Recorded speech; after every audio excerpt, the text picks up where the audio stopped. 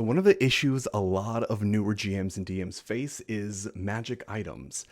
Which magic items to deal out, how many of them to deal out, how often to deal them out. You deal out too many magic items, getting a magic item no longer feels special to your party, and challenging them in combat might be a little bit hard since they're a little beefed up. And then if you overcorrect like I did and don't give enough magic items, well then players start to not feel mechanically rewarded for playing the game. Now if you're a seasoned DM, you probably have your own method of dishing out magic items. And if you do, that's great. You should stick to that because it probably really works for you.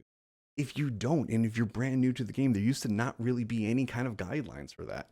The new 2024 DMG, there kind of is.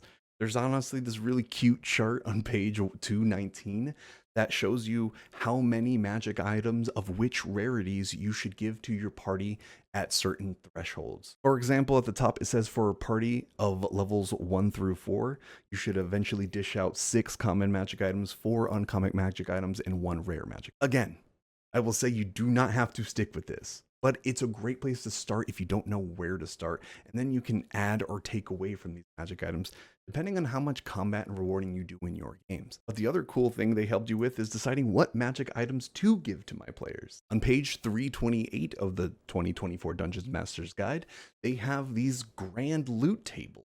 Not only are the loot tables broken up into different rarities, but they're also broken up into 4 different categories: Arcana, Armaments, Implements, and Relics.